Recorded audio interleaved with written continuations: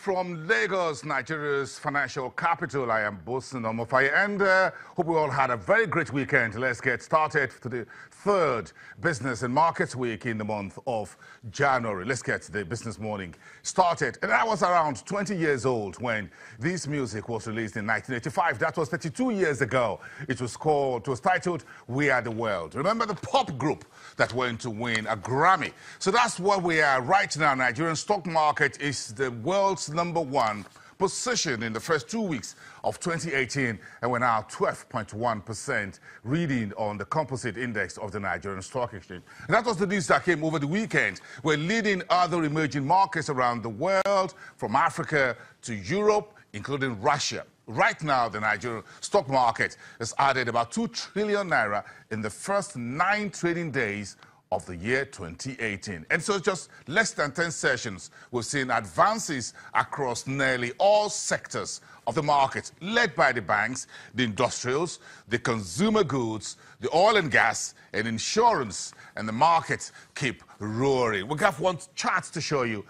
Maybe we'll get to that in a short while to show you what Bloomberg reported overnight about how Nigeria is leading the rest of the global emerging markets, even racing faster than the MSCI EM index. That's the Morgan Stanley Capital International Emerging Markets Index in the first 9 trading sessions of the year 2018. Welcome to a brand new year, and that's where we're looking at the markets later on the program today, and we take both the equities and the fixed income into our discussion.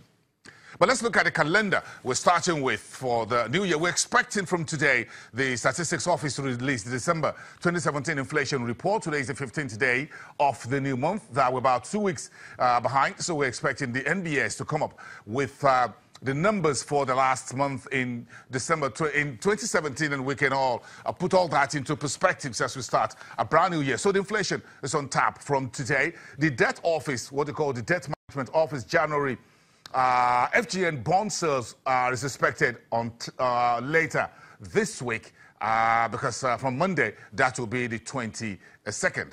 So we need to I'll also put that on your calendar in case you're looking at the calendar there. Your TV screen, just keep marking them. Meantime, we have one of the biggest issues in the market that we're yet to resolve. Not just the market, for the economy. The Central Bank of Nigeria, for the first time, is yet to publish its calendar of MPC meetings for 2018, as the first meeting is due next week, 22nd and 23rd, Monday and Tuesday. We don't have any calendar yet. We went on the website of the Central Bank. We didn't find any update. We still have the 2017 calendar. So the Central Bank is sitting down, cross his fingers, and waiting for the National Assembly to confirm the new MPC members and the new board members of the Central Bank that were nominated by President Buhari late last year. The National Assembly, the legislature, or the Senate in particular, is yet to confirm any of the 9 names that were sent by the president, and we're now looking at the final 8 days to this crucial Monetary Policy Committee meeting, whether the meeting will hold or not. Tomorrow, Tuesday, when we're back to business, we're looking at the Nigeria Stock Exchange to give us a look back and a forward-looking market report. That briefing will be starting from 9 a.m. Just about this time tomorrow. We'll be hearing from the Stock Exchange chief, Oscar Onyema, when he will be, of course, will be a lot of chest beating and backslapping about what was achieved, nearly about 42% on the index reading last year, and now 12.1% leading the world. We were number 3 globally last year, and we're already number 1 in the first 2 weeks of 2018. And we have one big news from Abuja. On Thursday, President Buhari is set to commission the new multi-million-dollar AFDB's fully built operational building that will serve as Nigeria's operational base. That will be on Thursday. Nigeria is, of course, one of the founding members of the AFDB, and today, the largest shareholder of the Pan-African Development Finance Institution. That event will have the cream of the government officials holding it. This is the first purpose-built project by the AFDB anywhere on the African continent. Nigeria is the first, according to a statement released from Abuja, the headquarters of the AFDB for the continent.